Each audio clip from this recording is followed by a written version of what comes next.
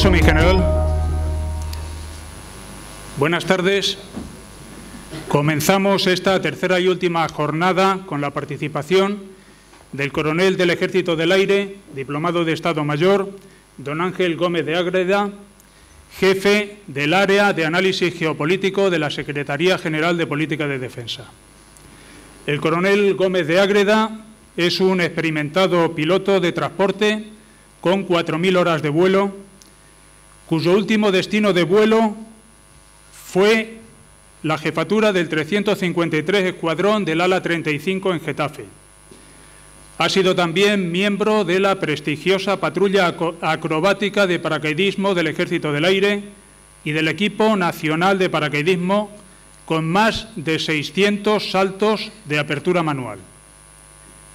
De sus destinos podemos destacar, además del actual, en el que ya estuvo anteriormente destinado como analista entre los años 2011 y 2014, el Estado Mayor del Mando Conjunto de Ciberdefensa.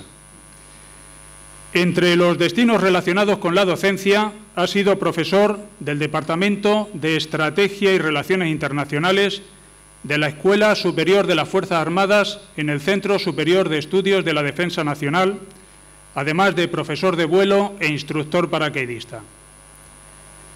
Ha participado en 4 misiones internacionales, 2 en la antigua Yugoslavia, una en Afganistán y otra en Senegal. Posee un máster en terrorismo y antiterrorismo por la Universidad de La Rioja y habla inglés, francés e italiano. Es autor de más de un centenar de artículos y participaciones en libros relacionados con sus principales temas de investigación: China y Extremo Oriente, energía y medio ambiente y ciberdefensa, además de ciberseguridad. Hoy interviene en estas 16ª jornadas de geopolítica y geoestrategia con su conferencia Conflictividad geopolítica en el ciberespacio. Un ciberespacio que ofrece una inmensa gama de oportunidades que es importante saber valorar y aprovechar, pero que al mismo tiempo constituye un entorno tremendamente hostil, que entraña vulnerabilidades, riesgos y amenazas. Un escenario en el que existe una permanente confrontación y constantes ataques al adversario, sustracción de información protegida, alteración de sistemas, redes e infraestructuras críticas o elaboración y difusión masiva de informaciones falsas, entre otros. Ataques cuya autoría es muy difícil de determinar, no existiendo métodos infalibles ni rápidos para ello. Ataques que pueden provenir tanto de estructuras estatales como de organizaciones no estatales, algunas de carácter criminal o terrorista, dotadas de grupos de expertos que les permiten operar en este dominio. En esta situación de confrontación, muchos países y alianzas han recogido estas amenazas del ciberespacio entre sus principales preocupaciones en los documentos de Estrategia de Seguridad Nacional y otros documentos de carácter político estratégico, y se han dotado además de fuerzas especializadas en el combate en este entorno. En España, concretamente, el Mando Conjunto de Ciberdefensa, que bien conoce nuestro conferenciante, fue creado en el año 2013 y ha sido además uno de los pioneros a nivel mundial. Mi coronel, es un verdadero privilegio contar contigo en estas jornadas para hablarnos de este tema que se desarrolla precisamente en un ambiente del ciberespacio que, además, curiosamente, constituye un entorno en el que nos movemos a diario y que forma parte de nuestra vida cotidiana, de gran parte de nuestra vida cotidiana. Esperamos con enorme interés tus palabras. Muchísimas gracias, mi general. Prácticamente lo ha explicado todo el general. Yo a lo que aspiro nada más es a dar un par de ideas un tanto disruptivas, un tanto que nos hagan pensar. No aspiro a dar soluciones, sino a plantear algunas preguntas y a plantearnos un poco la idea que tenemos todos del ciberespacio. El ciberespacio es algo, como ha dicho el general, en lo que estamos inmersos en nuestro día a día. Estamos manejando, estamos viviendo en el ciberespacio. Y a lo mejor el ritmo al que nos llevan los acontecimientos no nos permite pensar en las consecuencias de lo que está ocurriendo. Recordarán hace unos años, hace un par de años creo que fue, hubo un ataque contra Sony Pictures porque Corea del Norte se enfadó mucho, Kim Jong-un, porque iban a publicar una película, The Interview, en la que se mofaban de su persona. ¿Lo recuerdan, no? Y hubo un hackeo masivo a Sony Pictures. Esto es lo que dijo el presidente de Sony Pictures después del ataque. Entraron en la casa, se llevaron lo que quisieron, rompieron todo lo demás y nos lo dejaron todo patas arriba. El caso de Sony Pictures es uno más de los que ha ocurrido, es anecdótico, podría ser anecdótico si no fuera porque Sony Pictures es una empresa y la ataca un Estado, Corea del Norte. Lo cual es una relación bastante asimétrica y a la que no estamos acostumbrados. Que normalmente los estados atacan a estados y las empresas atacan a empresas, pero los estados no suelen atacar a empresas. En este caso, un estado ataca a una empresa. ¿Recuerdan qué ocurrió a continuación? Que otro estado salió en defensa de Sony Pictures, Estados Unidos. Pero Sony Pictures es japonesa. ¿No les suena algo raro? Si hay alguien de derecho internacional aquí, ¿no les suena realmente extraña la situación? ¿Novedosa? ¿No parece que vamos a tener que adaptarnos a una conflictividad geopolítica que aparece en el ciberespacio y que es distinta de la que estamos acostumbrados? Vivimos en una ciudad, vivimos en un mundo en el que de una manera transversal estamos permanentemente conectados. El Foro Económico Mundial hizo este cuadro con las principales amenazas que había detectado para 2018. Las que aparecen en púrpura, en malva, son las amenazas tecnológicas. Son unas de las que mayor probabilidad de ocurrencia tienen y de las que mayor impacto tendrán en caso de ocurrir, solamente superadas por aquellas de carácter medioambiental. Luego ese es un aspecto que incluso desde un foro como el Foro Económico Mundial se ha estudiado y se ha visto como muy relevante en los próximos años. Llevan apareciendo ya unos años ahí. El caso es que el ciberespacio en 1977 era esto. Esto era ARPANET. Esto es lo que ahora es Internet. Y cada uno de estos cuadrados de aquí no es una red, es un ordenador. Estos eran los ordenadores que había conectados entre sí en 1977. Esta misma red, en 1985, era esto de aquí. Había crecido bastante, pero era solamente esto, y se había juntado con todas estas redes. Luego había crecido enormemente. Y no nos habíamos enterado. Y sigue creciendo a un ritmo al que no estamos acostumbrados. Y ahora se ha convertido en una especie de nebulosa como esta. ¿A qué le recuerda? Un cerebro, una estructura neuronal, efectivamente, donde lo importante no es cuántas neuronas tienes. Tenemos unas 85 millones de neuronas aproximadamente. ¿Recuerdan los dibujos de las neuronas que hacíamos en el colegio? Era el núcleo, un palito, que es el axón, y luego poníamos 4 pelillos que salían del axón, que eran las dendritas, que es lo que se conecta entre ellas. Esas hay 10.000 millones en cada neurona. 10.000 millones de neuronas por 85 millones, perdón, de dendritas por 85 millones de neuronas, son unas posibilidades de conexión casi infinitas, enormes. Eso es lo que estamos replicando en el ciberespacio. Y lo importante no es cuántas dendritas hay, sino cuántas conexiones se establecen. Por lo tanto, una red como Facebook, por ejemplo, con 2.000 millones de usuarios, no es el doble de potente que 2 redes de 1.000 millones. Es infinitamente más potente. Lo que tenemos que estudiar cuando vemos una red, el número de usuarios, es el factorial de ese número. Ese es el número de conexiones que se pueden establecer entre ellos. Y al ser el factorial una progresión prácticamente exponencial, lo que supone es que el número, cada incremento de un número, importa muchísimo. No es lo mismo tener una red, un monopolio en el ciberespacio que tenerlo en cualquier otro ámbito. ¿Qué hay en el ciberespacio?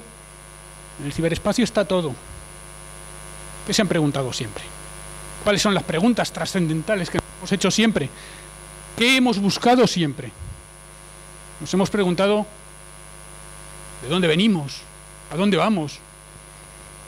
En cualquiera de los teléfonos móviles que llevan en el bolsillo o en el bolso, hay 23 a 26 aplicaciones que les piden su ubicación. ¿Quieren saber de dónde venimos y a dónde vamos? Pregúntenle a Google Maps. Lo sabe. De hecho, dentro de Google Maps hay una aplicación que nos dice dónde nos hemos estado moviendo, el histórico de por dónde nos hemos estado moviendo, y podemos ver dónde nos hemos estado moviendo. Lo digo por si alguno no lo sabía y tiene algo que ocultar, para que sea consciente. ¿Quiénes somos? ¿De dónde venimos? ¿A dónde vamos? ¿Quiénes somos?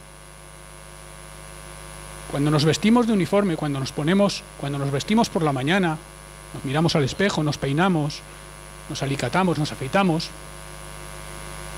estamos intentando dar una imagen de nosotros, porque eso dice quiénes somos para los que nos ven, para los que nos tratan, y para los que no nos ven y no nos tratan, sino que nos buscan en Internet. Una amiga mía, Pilar Trucios, dice: ¿dónde esconderías un muerto en Internet? En la segunda página de las búsquedas de Google. Porque lo que aparece en la primera página de las búsquedas de Google es lo que todo el mundo toma como referencia de lo que supone el concepto que ha buscado. Luego, lo que aparezca en la primera página de las búsquedas de Google de cada uno de nosotros cuando tecleamos nuestro nombre, eso somos nosotros para millones de personas.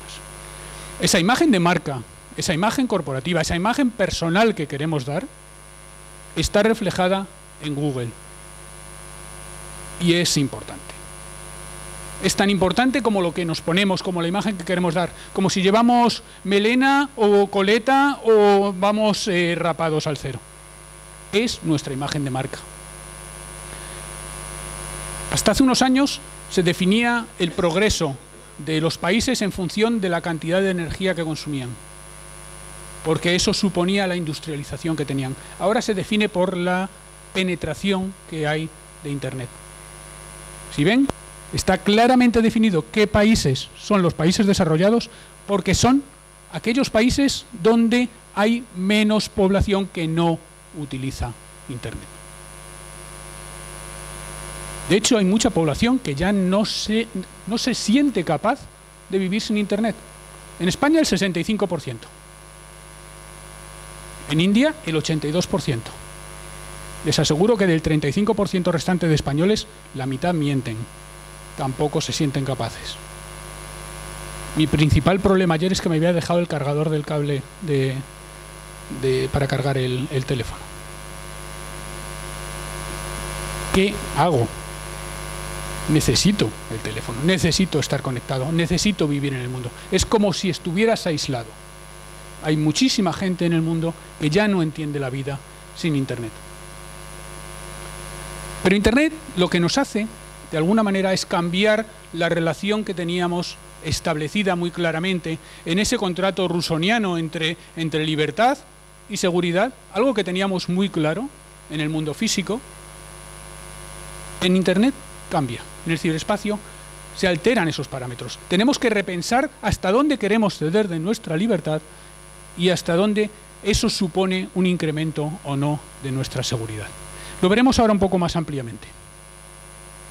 Dentro de esta ciudad en la que estamos, lo que tenemos que pensar es que estamos simultaneando una biosfera física y una biosfera lógica. En la biosfera física todo avanza a un ritmo constante. En la biosfera lógica todo avanza exponencialmente acelerado. En la biosfera física estamos en un lugar. En la biosfera lógica existe la ubicuidad. En la biosfera física, nosotros establecemos relaciones, por ejemplo, hablábamos de periodismo antes. Pues en periodismo nosotros establecíamos comunicaciones unidireccionales. Comunicaciones unidireccionales que supone que yo lanzo un discurso y cuando salgáis de aquí diréis, este coronel de aire nos ha dicho tal cosa. Pero eso no es lo mismo que decir, vamos a interactuar. Ahora los dos vamos a estar interactuando. ¿De acuerdo? No, si no me dices que sí, no estamos interactuando. Vale, ahora sí. Ahora ya estamos interactuando. Ahora ya la has liado porque ahora ya estamos conversando, ya la conclusión que saquemos de nuestra conversación, esa conversación es de los dos. No, porque con los demás no estoy interactuando, con los demás es solamente un mensaje unidireccional, pero nosotros estamos dialogando. Y en ese diálogo, cuando nos vayamos de aquí, nos vamos a ir los dos. Mi idea, que para eso he venido a exponerla y me la traigo preparada, pero cuando salgamos de aquí dirás, el coronel de aire y yo pensamos que la interactividad en el ciberespacio es muy importante. Y cuando lleguemos a la planta de arriba, esto es naturaleza humana, el coronel de aire ha desaparecido de la ecuación y defenderás con tu vida que la interactividad es un concepto fundamental del ciberespacio porque es una idea tuya, porque la has interiorizado. Por eso los periódicos, entre otras cosas, también para que estemos más tiempo ahí, hagamos clic más veces, nos dejan comentar las noticias. Porque eso supone interiorizar un mensaje, estructurar una respuesta y plasmarla. Y eso hace que interioricemos la noticia, que la hagamos nuestra. Y por lo tanto, esa idea ya no será mía, ni será nuestra, será tuya. Y cuando nos vayamos, esa idea, evidentemente en este aspecto no tendrá relevancia, pero si es un aspecto más ideológico, esa idea supone que la haces tuya y que la defiendes con tu vida. Luego, el poder de la interactividad en el ciberespacio, por ejemplo, es algo fundamental a la hora de la elaboración de las narrativas, de la forma de pensar, de los ideales, de las narrativas, de los idearios, de la forma de entender el mundo que tenemos. Y de eso precisamente están aprovechando consciente e inconscientemente. El ciberespacio tiene una característica fundamental que lo distingue de todo lo demás. Es artificial, lo hemos hecho nosotros. La ley de la gravedad sigue siendo la misma de Newton para acá y es posible que incluso antes de Newton fuera la misma, pero no nos hubiéramos dado cuenta. Pero nosotros podemos cambiar mañana los protocolos de Internet y no pasa nada, porque lo hemos hecho nosotros y los cambiamos a nuestro antojo.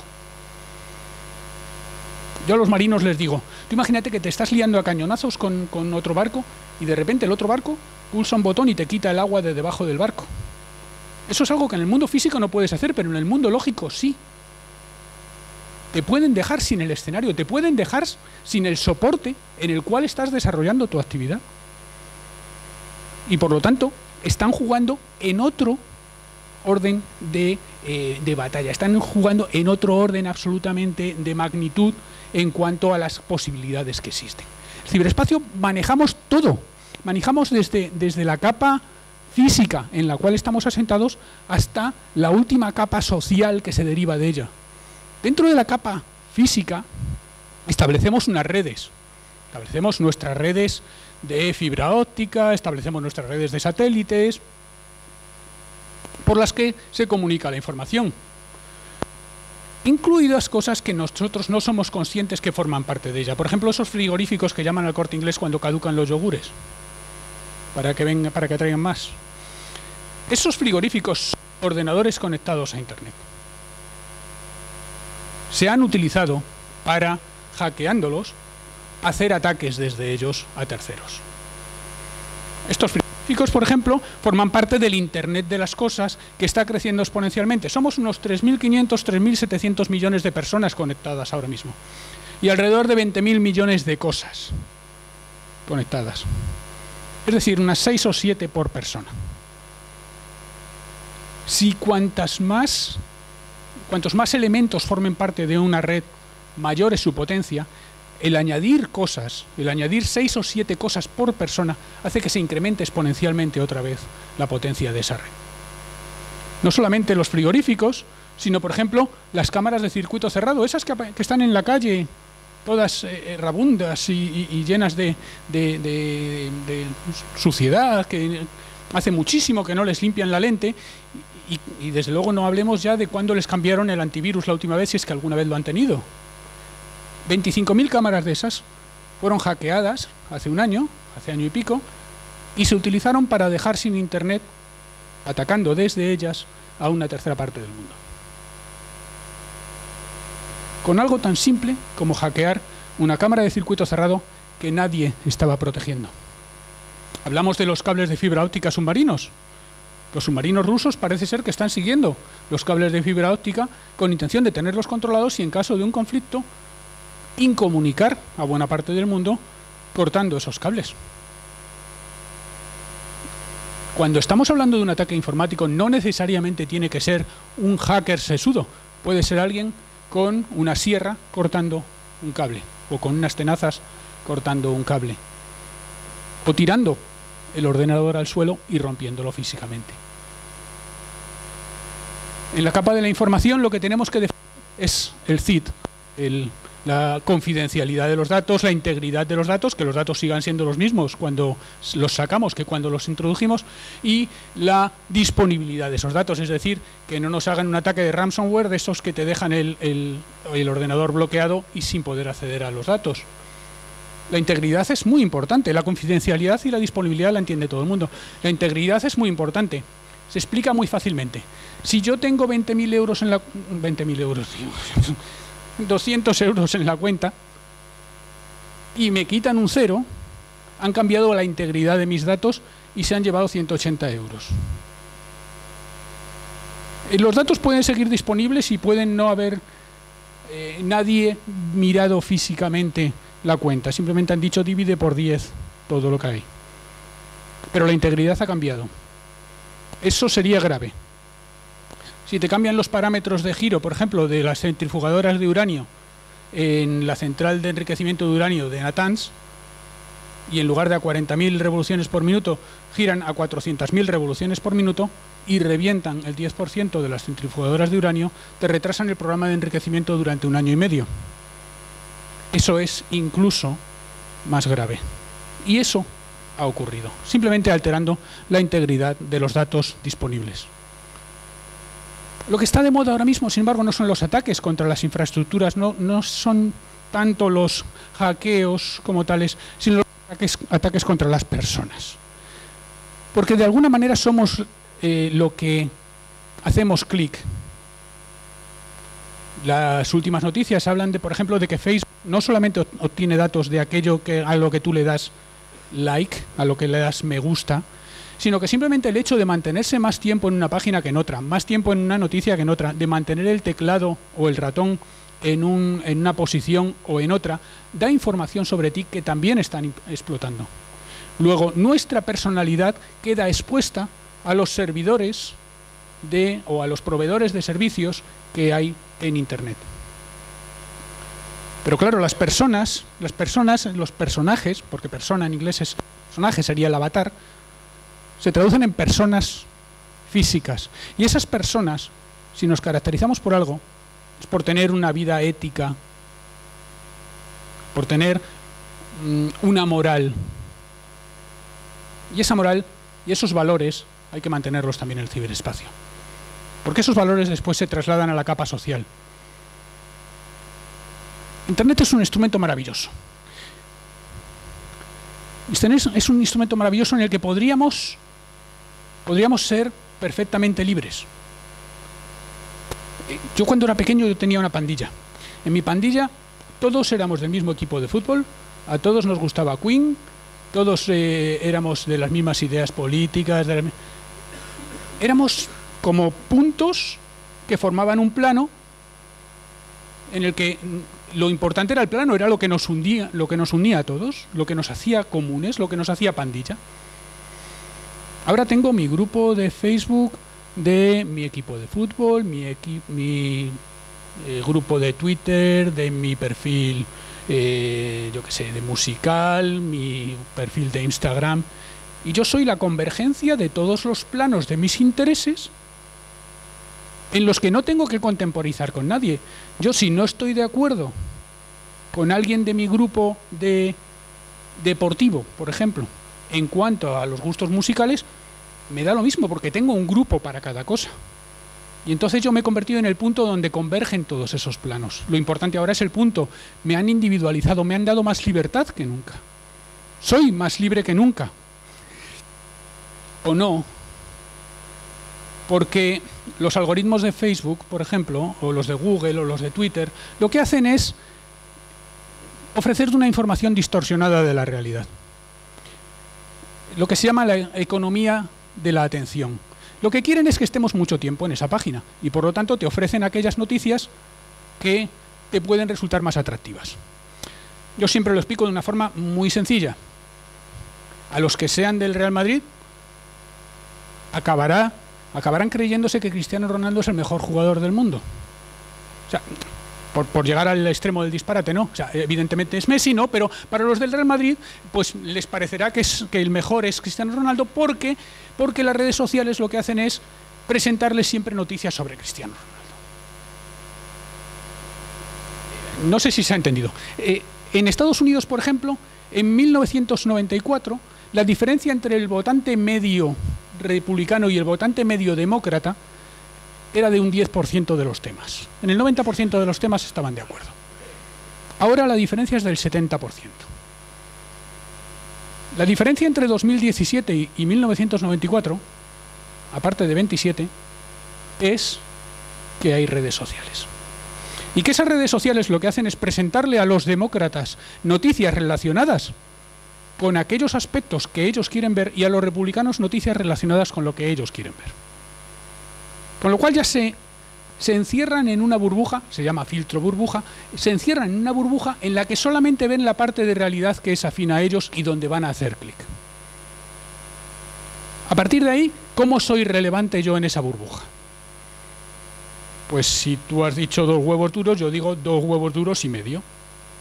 Es decir, radicalizo un poco mi postura y tengo muchos me gusta, porque he dicho algo distinto de la mayoría. Con lo cual, cada vez, por los egos y simplemente por la dinámica de grupos, para ser relevante en ese grupo, cada opinión se va radicalizando. Y acabamos teniendo un mundo polarizado, un mundo dividido y un mundo absolutamente radicalizado como el que estamos viendo en muchos aspectos. Que no digo en absoluto que la única causa sean las redes sociales, pero sí, desde luego, son un factor que están contribuyendo muy poderosamente a cómo entendemos el mundo y a cómo nos vamos radicalizando y a cómo vamos polarizando nuestras posturas. Ante esto, ¿qué es lo que tenemos que hacer? Pues lo que hicieron ya desde el principio.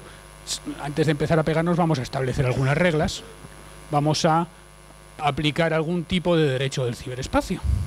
Y entonces lo que han hecho los países, también lo ha comentado el general antes, es crear una estrategia nacional de ciberseguridad, crear alguna serie de manuales y en España, por ejemplo, se elaboró una estrategia nacional de ciberseguridad derivada de la estrategia nacional de seguridad y unos planes derivados de esa estrategia. Probablemente empecemos ahora con la redacción de la siguiente estrategia basada en la estrategia nacional de seguridad que ha aparecido recientemente. Desde el punto de vista del derecho internacional de los conflictos armados, existe un manual de referencia que se hizo en el Centro de Excelencia de la OTAN para la cooperación en el ciberespacio, que está en Estonia, y que fue el manual de Tallinn.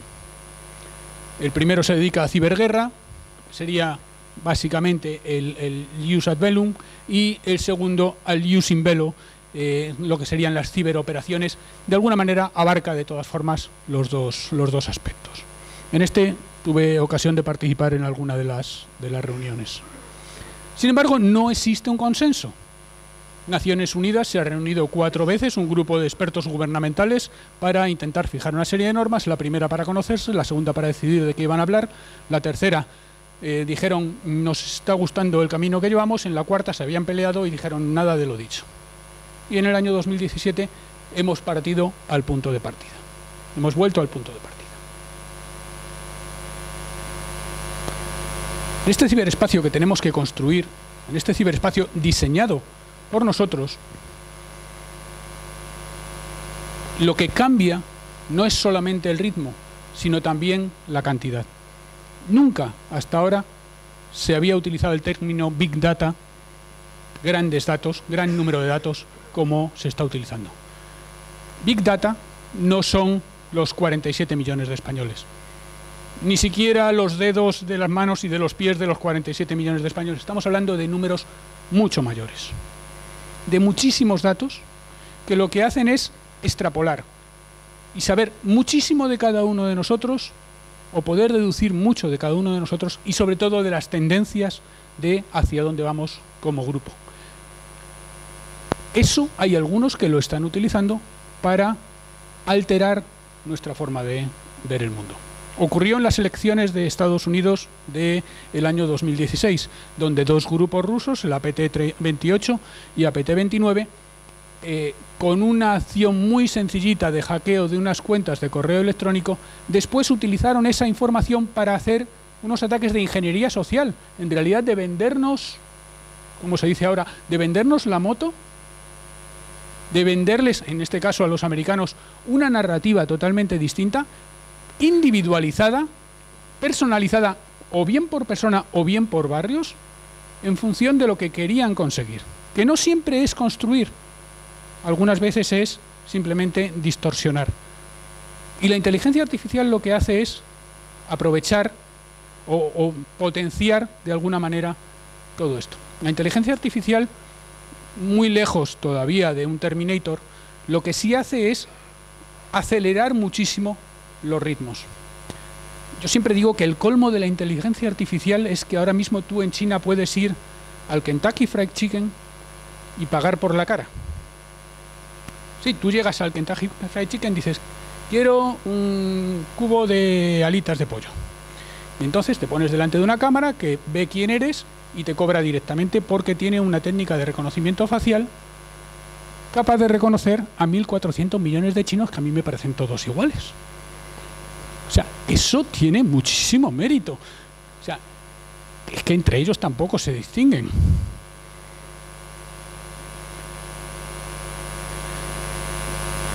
¿A qué está llevando esto? A que las inversiones que se están haciendo en inteligencia artificial se están multiplicando por 5 prácticamente en algunos países de año a año. Buena parte de ellas enfocadas al terreno militar.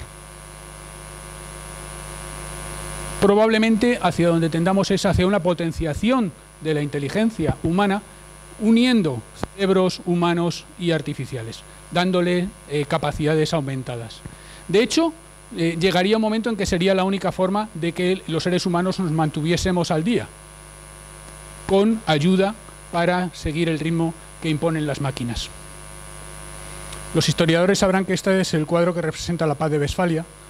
En la paz de Westfalia, como todas las paces, pone fin a una guerra, y las guerras lo que pretenden es conseguir la paz en mis términos y no en los tuyos. Todas las paces son iguales, todas las guerras son iguales en ese sentido, excepto esta, en la que se decide que ya está bien de que el rey de Francia se pegue con el conde de Borgoña, que vamos a hacer que solamente los estados tengan derecho al monopolio sobre el uso de la fuerza, puedan hacer uso del monopolio del uso de la fuerza.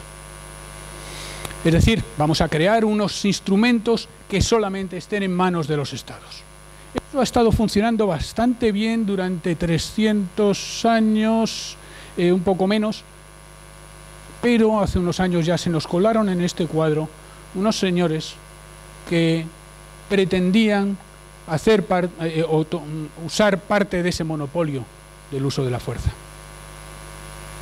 De hecho, algunos incluso se llamaron Estado Islámico, se dieron ese nombre, entre otras cosas, para recalcar su derecho a hacer uso de ese monopolio del uso de la fuerza. Y lo que hicieron fue configurarse de una forma muy distinta. Si esta es la estructura, el funcionamiento, las relaciones que hay en una red social, y esta es la red de Al-Qaeda, o esta es la red del 11M, vemos que hay muchas más similitudes entre este organigrama y los organigramas de las Fuerzas Armadas, de la universidad, o de cualquier empresa, mucho más verticales, mucho más rígidos. Tú no puedes hacer frente a una estructura fluida con un elemento rígido, con un elemento sólido. Como decía Bruce Lee, be water, my friend. Conviértete en agua, hazte más fluido. Bauman lo dice también, la geopolítica líquida. Estas estructuras lo que hacen es aprovechar las redes para su propaganda, para su formación, para su financiación, para proselitismo, y publican revistas como Davic. Una maravilla. Periodísticamente, una maravilla. De lo más avanzado que hay en formato periodístico. En esta no piden lobos solitarios. Piden ingenieros, piden arquitectos, piden abogados, piden periodistas que socaven al mundo occidental desde el mismo mundo occidental. Las publican en varios idiomas. Rumilla, en turco, en francés. Rumilla, uno de los números fue el posterior a los atentados de Barcelona. Portada gótica sobre portada gótica. Habla de 146 víctimas, que cualquiera interpretaría como que mitad y mitad muertos y heridos. Nada más lejos de la realidad, pero es todo medias verdades y una escenografía muy orientada a mandar un mensaje. No se trata de decir verdades ni mentiras, sino de decir lo que yo quiero transmitir. Mejor dicho, de decir algo que transmita el mensaje que yo quiero transmitir, aunque no esté explícitamente en la publicación. Incluso tienen sus propias publicaciones en las que enseñan técnicas para hackear o para moverse en Internet. Cybernetic, por ejemplo, en la que publican cuáles son las redes de mensajería más seguras y cuáles son las menos. Su actividad en Internet está muy relacionada, evidentemente, con la potencia que tienen en un momento dado. Alcanzan un pico a mediados de 2015 y después, según van perdiendo territorio, según van perdiendo recursos, evidentemente hay menos capacidad. Y el número de redes o de páginas que les van sacando de Internet también está muy relacionado con la capacidad que tienen ellos para defenderse. Es básicamente inversamente proporcional. Luego a los estados les ha surgido un competidor en cuanto al monopolio del uso de la fuerza. Y hablábamos antes del contrato social. El contrato social es: yo doy parte de mi libertad para que el Estado me garantice una seguridad. Es algo así de simple. Y entonces se nos cuela en el cuadro también la manzana de la discordia, la de Apple. No sé si recuerdan el atentado de San Bernardino en 2015, en California. A uno de los terroristas le pillaron un iPhone 5. Y entonces el FBI, como suele hacer, se fue a Apple para que lo desencriptara para ver qué había dentro. Con la diferencia que esta vez no fue a Apple directamente, sino que fue a una magistrada de Sacramento para pedirle que hiciera una orden judicial en la cual obligar a Apple a desencriptarlo. ¿Para qué? ¿Para qué si ya lo hacía Apple normalmente? Para sentar un precedente jurídico. Un precedente jurídico en el que se dijera que el FBI, es decir, que el Estado, sigue manteniendo ese monopolio del uso de la fuerza, sigue siendo el proveedor de seguridad y no Apple. Que tienes que fiarte del Estado y no de Apple como usuario de Apple para la provisión de seguridad. Porque si no, las empresas también están constituyendo un competidor para el Estado en cuanto a la provisión de seguridad. Y en el momento en que el contrato social, una de las partes, pierde el monopolio sobre lo que estaba ofreciendo, es decir, sobre la seguridad, el contrato social pierde su sentido. El Estado, en conjunto, se está cuestionando con actos como el de Apple o de las compañías informáticas en general. El mundo de la ciberseguridad es apasionante, si hay algún aficionado.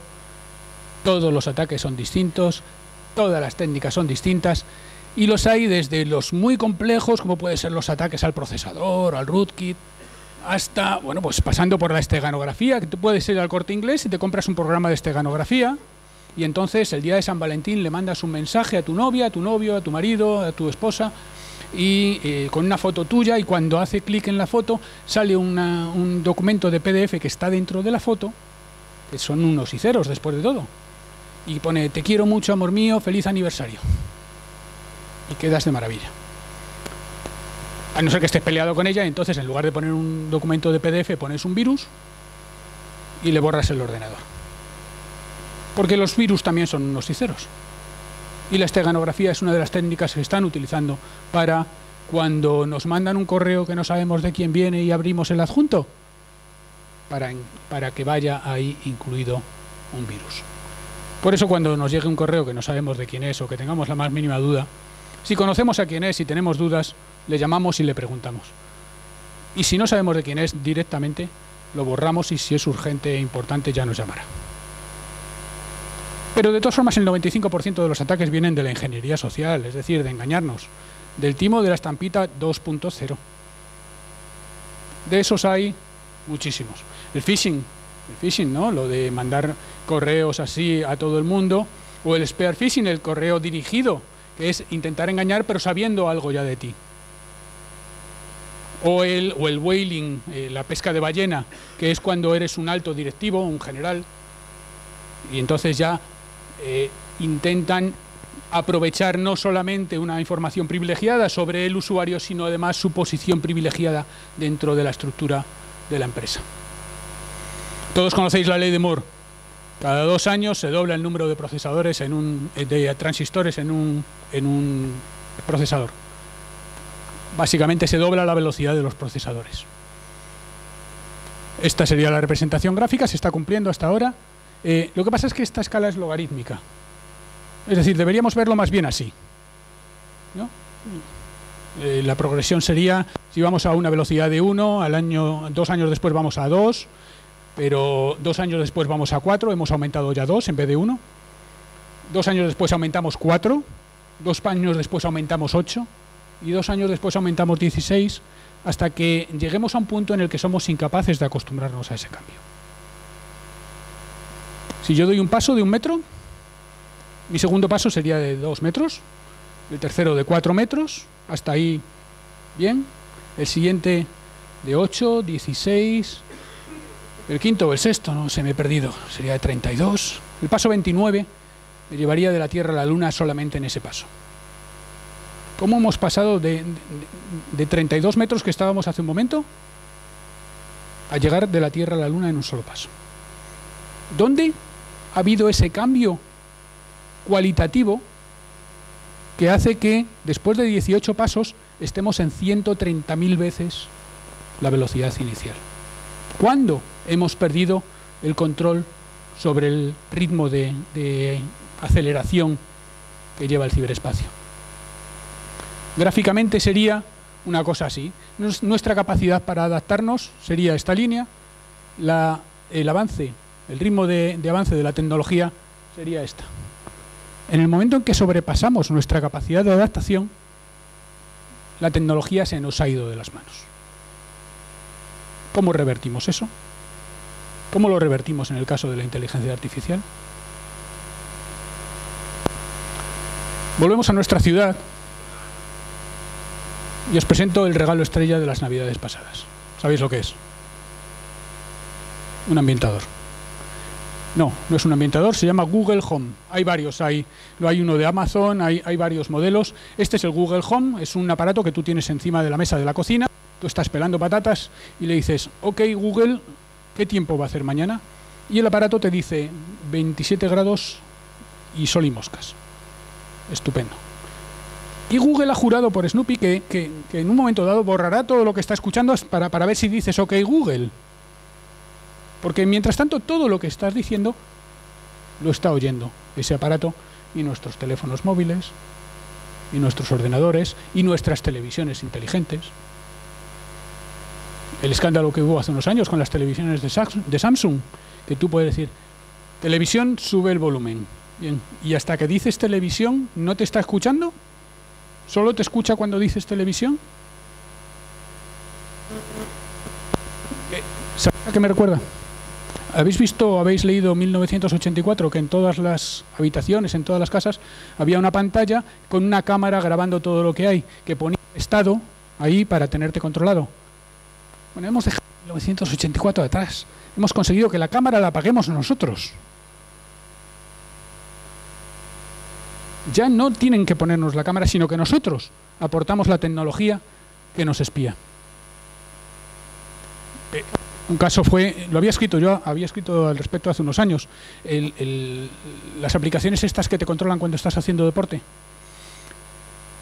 Hubo un escándalo hace unos meses porque se había detectado la posición de varias bases americanas y francesas, principalmente, porque, como está geolocalizado, se detectaban actividades en medio de Afganistán, en medio de Irak, en medio de ningún sitio, de gente haciendo deporte como locos, corriendo en círculo, en medio de un sitio donde no hay nada. Que yo miro en Google Maps y no hay nada. Entonces, claro, alguien sospechó que es que a lo mejor sí había algo. Y efectivamente sí lo hay, porque vamos geolocalizados. Vamos permanentemente geolocalizados, y si fuera solamente eso. Estaba viendo anoche el ejercicio de tiro antiaéreo. Muchísimas gracias, mi general, por la invitación. La verdad es que fue algo apasionante, me encantó. Me encantó estar del lado de acá de los cañones. Pero yo veía, venga a disparar munición, 700 y pico cartuchos ahí, venga a disparar munición. Esto es muchísimo más eficiente. En cuestión de horas tienes un ordenador comprometido, incluso minutos, que tarda años en darse cuenta de que está comprometido. Y luego tardan meses en recuperarse, si es que se recuperan. Y además, con el mismo disparo puedes comprometer, bueno, el récord ahora mismo está en 3.000 y pico millones de cuentas. Un hackeo a Yahoo. Lo veremos ahora. Y no solamente eso. Cuando tú te crees que has terminado ya de pagar los platos rotos, de que te hayan hackeado la cuenta y te hayan robado 2.000 euros, además, después hay unos costes de la respuesta que hay que dar a ese ataque por parte del banco. Hay unos costes sobre el seguro que tiene que pagar el banco para garantizar que puede cubrir las pérdidas que se están produciendo. Hay unos costes a partir del 25 de mayo, cuando entre en vigor la ley europea, de las multas que va a caerle al banco porque ha sido objeto de una extracción de datos que no son suyos o que no deberían haber salido, y un enorme coste reputacional. Y eso en las Fuerzas Armadas, además lo sabemos perfectamente, el coste reputacional que tiene cualquier acción que se viraliza después de algo que no nos conviene que se sepa, de algo que no queremos que se sepa. En el caso de una empresa puede suponer hasta el 46% de pérdidas en cuanto a clientes que se van a buscar a alguien que tenga mejor reputación. Año 2016, unos 20.000 ataques, estos eran cifras provisionales, acabó en 20.000 y pico, contra infraestructuras y servicios estratégicos. No contra cualquier cosa, contra infraestructuras y servicios estratégicos. Solamente el 0,2% tuvieron un carácter crítico, es decir, entraron hasta la cocina. Pero un 0,2% de 19.000 o de 20.000 son 40 de más. Vamos a ver algunos ataques. De momento, España está bastante bien posicionado, no está en esta lista del Foro Económico Mundial, no está entre los 20 primeros, pero normalmente se mueve ahí, alrededor de los 20 países más desarrollados en cuanto a capacidades defensivas en el ciberespacio. Lo que pasa es que en el espacio no estamos actuando solamente contra estados, y se ve en las líneas de arriba. Las líneas de arriba, esta es una lista más o menos de los principales ataques que ha habido, y al principio la mayor parte de ellos se movían en la línea amarilla, que es el malware normal, los virus normales. La azul es del espionaje y el crimen, y la roja es de ciberguerra. Si vemos, cada vez se juntan más los puntos, cada vez se producen más herramientas de ataque, más malware, y cada vez está más abajo. Es decir, cuando Billy entra en la web del Pentágono, como ocurría hace ya muchos años, y ponía Billy estuvo aquí, ahora Billy no pone Billy estuvo aquí. Billy se calla, se lleva todo lo que encuentra y después se lo vende a los rusos o a los chinos. Se ha acabado el amateur en el ciberespacio. todo se ha monetizado, sobre todo los datos. Todos esos datos que estamos cediendo gratuitamente tienen un valor enorme. El año pasado Google tuvo unos beneficios de 40.000 millones de dólares. ¿Qué vende? Datos. Los datos que le habéis cedido, yo no tengo cuenta de Google, pero es igual, la tengo de WhatsApp, que es de Google, o sea que estamos igual, que le hemos cedido gratuitamente a ellos.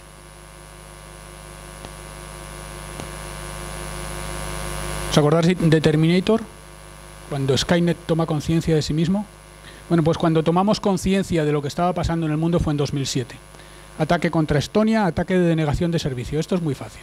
Tú coges 2 millones de ordenadores a los que tienes infectados y puedes controlar desde tu ordenador y los haces que visiten una página que está diseñada para aguantar 5.000 visitas. Tú le mandas 5.200 visitas y a partir de ahí el que intenta entrar le sale error 404, página no disponible. Si eso pasa un rato, no pasa nada. Si eso pasa en tu banco cuando vas a consultar el saldo, no pasa nada. Si eso te pasa durante 2 semanas y media y no tienes bancos, no tienes historias clínicas, no tienes planes de vuelos, no tienes forma de controlar ferrocarriles, centrales eléctricas, el país está paralizado. El artículo 5 del Tratado de Washington, el de la OTAN, de que un ataque contra uno se considerará un ataque contra todos y todos responden solidariamente, se ha activado una vez, después del 11S, y la única otra vez que se ha considerado activarlo fue después del ataque a Estonia. Porque ocurrió antes de la cumbre de Gales, que es cuando se cambian las normas de la OTAN, si no, posiblemente hubiera tenido consecuencias cinéticas, consecuencias en el mundo físico también. Eso lo saben los terroristas. Y tienen manuales de cómo hacer ataques de denegación de servicio distribuido en las publicaciones que tienen en Internet. No hace falta que sean genios informáticos. Les van dando los pasos de cómo tienen que hacer el ataque. Ellos, los criminales, y si no, en la Internet profunda, en la Deep Web, hay bastantes mercenarios y bastantes gentes sin escrúpulos que por un módico precio te lo hacen ellos directamente. 2008, 8 de agosto de 2008, inauguración de los Juegos Olímpicos de Pekín en el Nido de Pájaro y al mismo tiempo fecha en la que las tropas rusas entran en Georgia. No voy a entrar en si invadieron unos primero, otros después. Pero lo que sí voy a hacer es una puntualización con respecto a lo de ayer. La guerra de Georgia es una guerra energética, es una guerra por la energía. 2 semanas antes de la guerra de Georgia, el BTC, el Bakú-Tbilisi-Ceyhan, el mayor gasoducto que pasa por la zona y que de alguna manera rompe el monopolio ruso de llegada de gas, sufrió un ataque informático que lo mantuvo incendiado durante 10 días. En aquel momento estaba el proyecto del gasoducto Nabucco, que iba a pasar más o menos por la misma ruta, por Tbilisi, también muy cerca de Osetia del Sur, a tiro de cañón de donde se quedaron los rusos, básicamente. La guerra de Georgia, en parte, fue una guerra por la energía, por el mantenimiento del monopolio del abastecimiento de gas hacia Europa del Este al menos, y fue una guerra en parte también informática, en la que se emplearon ataques contra las redes georgianas para aislar completamente el país. Algunos expertos con los que he hablado, que estuvieron allí, decían que la moral de la población se vino abajo cuando no sabían siquiera si la OTAN, si sus aliados tenían la más mínima constancia de lo que estaba ocurriendo en el país, del aislamiento al que estaban sometidos. Hemos hablado antes ya de la central de Natanz, de la planta de enriquecimiento de hexafluoruro de uranio, el ataque con Stuxnet a través de un pendrive de un investigador de la Universidad de Teherán que accedía por el único punto de acceso, porque evidentemente esto está desconectado de Internet, que hay a la central de Natanz. Este ataque retrasó el enriquecimiento de uranio y el programa nuclear de Irán 1 año y medio. El equivalente a lo que habría hecho un ataque devastador sobre la central, sin pérdidas y por el precio equivalente a lo que vale un avión de caza de los muchos que se habrían perdido en la operación de ataque. Como decía, filtraciones de datos cada vez son mayores. Estamos ya a la última en más de 3.000 millones de datos de cuentas filtradas. Es decir, prácticamente todos tenemos datos que se han vendido, que se han filtrado en Internet. Datos que estamos dando de forma gratuita. Nos hemos acostumbrado en Internet a la cultura de lo gratis, a no pagar por nada. Bueno, pues no existe nada gratis. Si no estás a la mesa, lo más probable es que estés en el menú. Si no estás pagando de alguna manera evidente, estás pagando de una manera menos evidente. Estás pagando con tus datos. Y nadie se ha puesto a calcular a cuántos de esos 40.000 millones de dólares de beneficio de Facebook tocamos cada uno. Pero posiblemente nos esté saliendo bastante caro el acceso a servicios como WhatsApp o cualquier otro, por la pérdida de control de esos datos que tenemos. El otro día tomé esta foto en un hotel y para la mayoría de vosotros que viajáis bastante y pasáis muchas noches en hoteles, la wifi gratis es una tentación. Esta wifi dice que está conectada al mundo. Literalmente, cualquiera que esté conectado a la misma wifi puede ver lo que estás haciendo. En un hotel, en un Starbucks, en cualquier wifi pública, cualquiera que se conecte a la misma red puede ver la actividad de todos los ordenadores de esa red. Además, ¿quién os dice que la wifi a la que os habéis conectado es la del hotel y no la del vecino de la habitación de al lado, que se coge mucho más potente la wifi que ha establecido él desde su habitación, con un nombre muy parecido a la del hotel? Luego, muchas veces estamos cayendo en esta debilidad derivada de nuestra costumbre por lo gratuito. ¿Sabéis qué es esto? Un F-35, efectivamente, un Joint Strike Fighter, avión de quinta generación, es lo último en aviones y lo más caro. Cientos de billones de dólares el programa de desarrollo. Lo fabrica Lockheed Martin. Algunas simulaciones hablan de que montados 12 aviones de estos y un AWACS, de los que llevan la seta encima, contra 100 aviones chinos de los que había hace 5 años, el resultado sería 100-1. Derribados los 100 chinos y el AWACS. A estos no los verían. Tenemos que traernos uno de estos para el próximo ejercicio de tiro antiaéreo. Lo protege Lockheed Martin y el Departamento de Defensa lo protege RSA, que es una empresa de seguridad informática, que tiene un generador de claves. Cuando tú llegas allí a trabajar, yo estuve 3 años destinado allí, llegas a trabajar al Departamento de Defensa, te dan un generador de claves, va cambiando un número de 10 cifras cada minuto. Entonces tú llegas, te conectas, pones tu usuario, tu contraseña y después este número de 10 cifras. Con lo cual, la verdad es que es muy seguro el sistema, salvo que alguien robe el algoritmo que genera esos números. ¿Qué es lo que hicieron? Y alguien robó...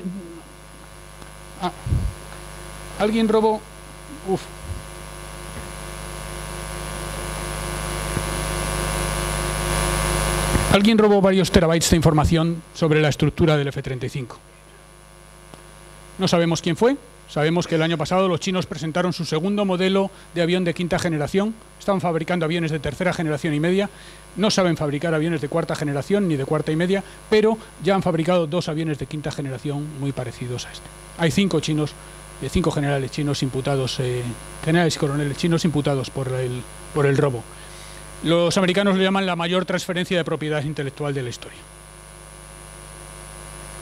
Comentaba antes, me parece que era entre nosotros, mi general, lo que son las operaciones basadas en afectos.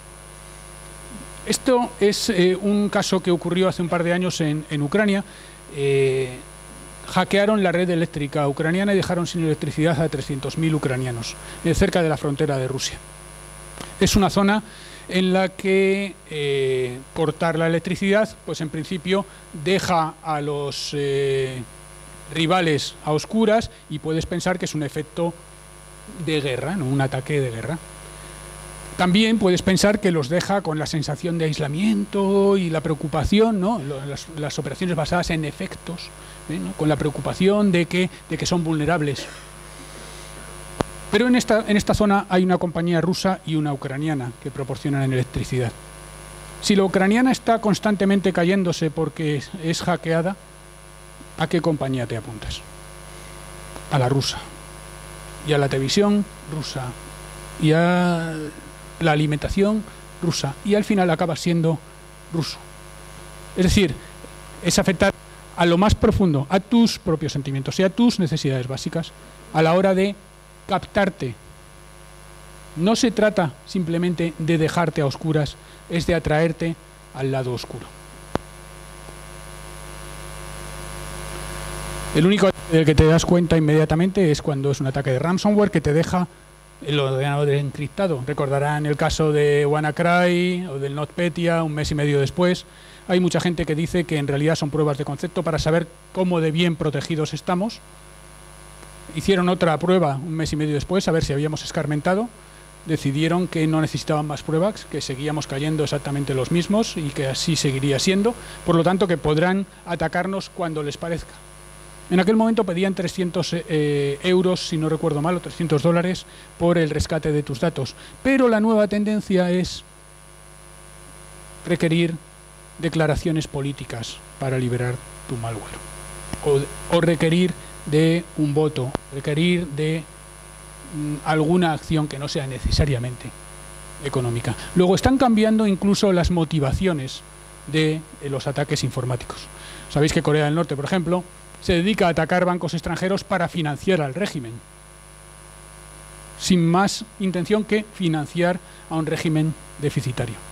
En España ahora mismo tenemos organizada la ciberseguridad de tal manera que hay 3 equipos principales de respuesta: el del Centro Criptológico Nacional, adscrito al CNI, que se encarga de proteger a la administración pública; el CERT de Seguridad e Industria, que es por un lado del Ministerio de Industria y por otro lado del Ministerio del Interior, y que incluye al Centro Nacional de Protección de Infraestructuras Críticas; y el CERT de Defensa, que es gestionado desde el Mando Conjunto de Ciberdefensa. Y diréis, menuda desproporción, ¿no? Por un lado toda la administración, por otro lado todas las empresas y todos los ciudadanos, y por otro lado solamente el Ministerio de Defensa. Estos de Defensa, pues lo tienen muy fácil.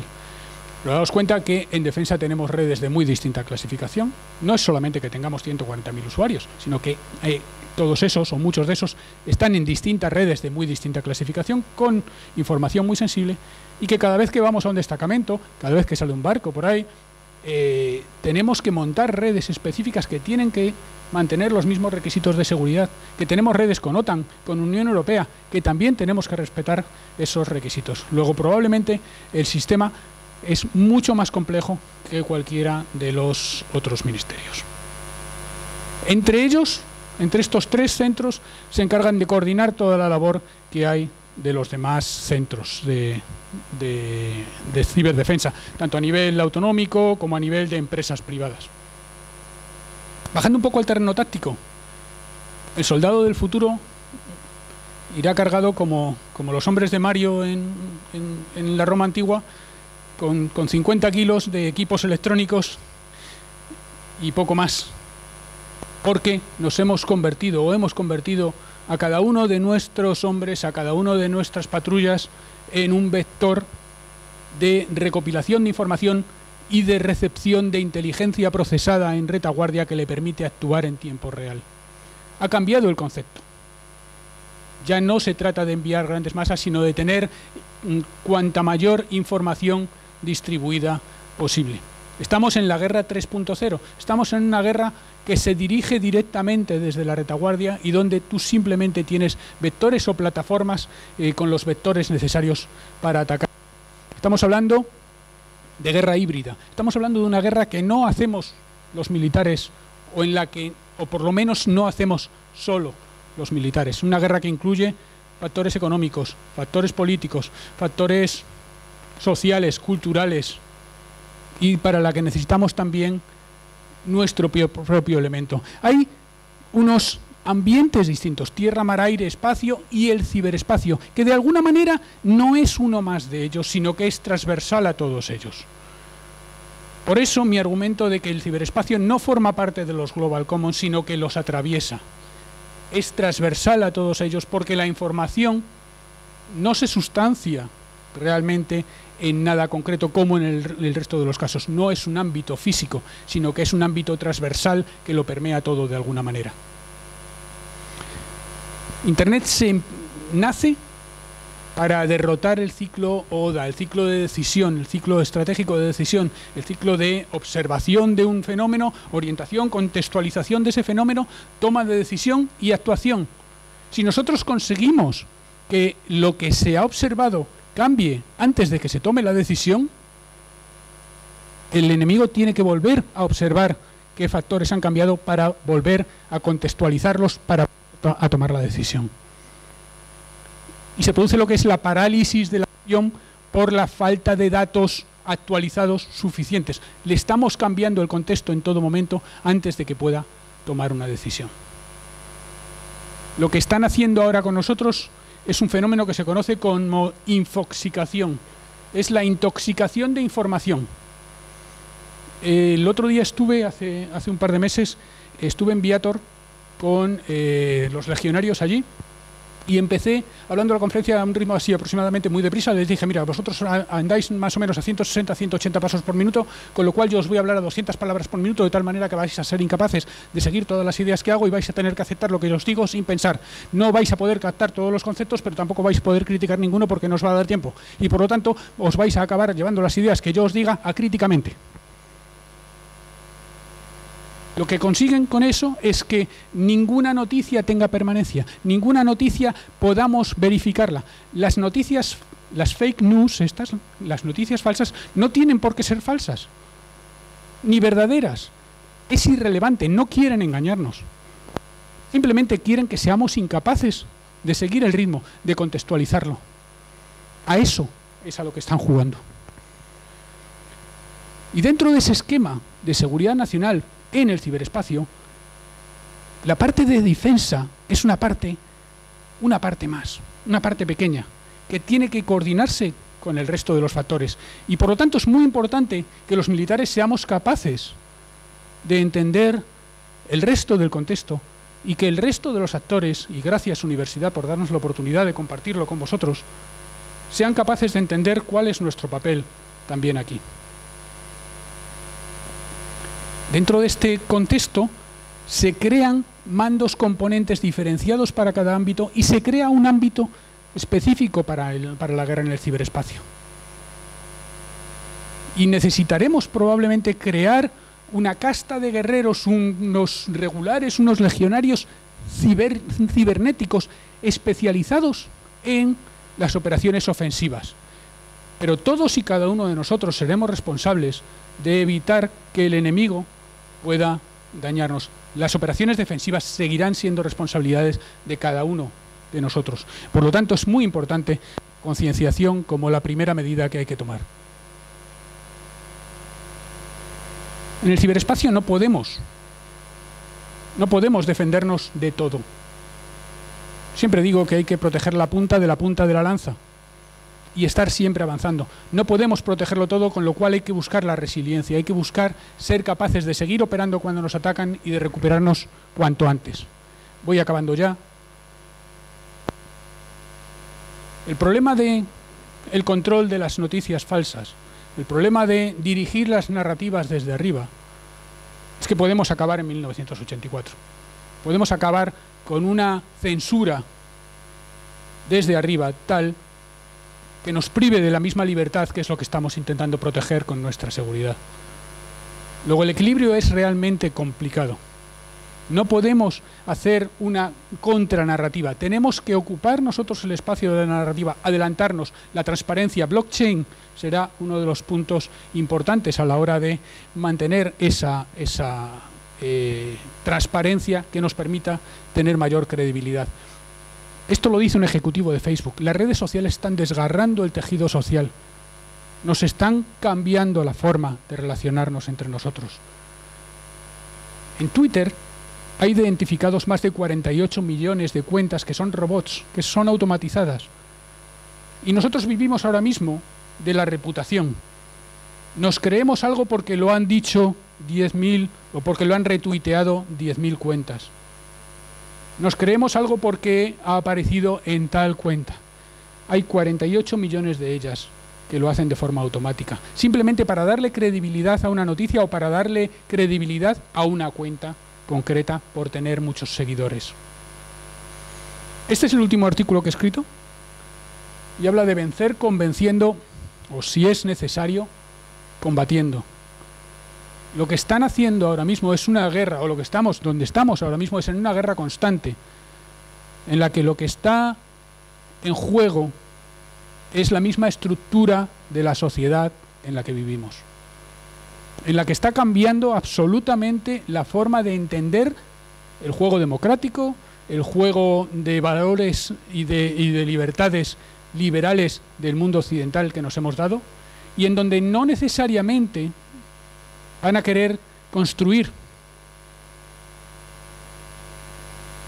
Mi maestro, Pedro Baños, lo sabe.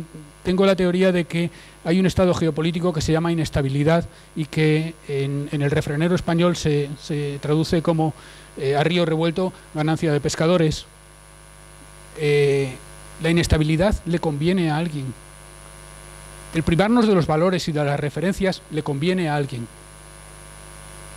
En este caso puede ser, pero que no nos creamos que las noticias falsas pretenden dirigirnos a algún sitio. A lo mejor lo que pretenden es que no sepamos a dónde vamos.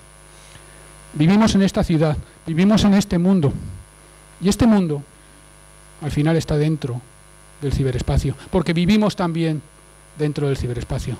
Mi general, muchísimas gracias por la oportunidad. Espero haber sido lo suficientemente ameno para que no se haya dormido mucha gente, y estoy a la disposición de todos ahora o más adelante en mi cuenta de Twitter, de LinkedIn o en mi correo electrónico para que me pueda espiar todo el mundo y no haya discriminaciones. Muchísimas gracias a todos. Muy buenas tardes.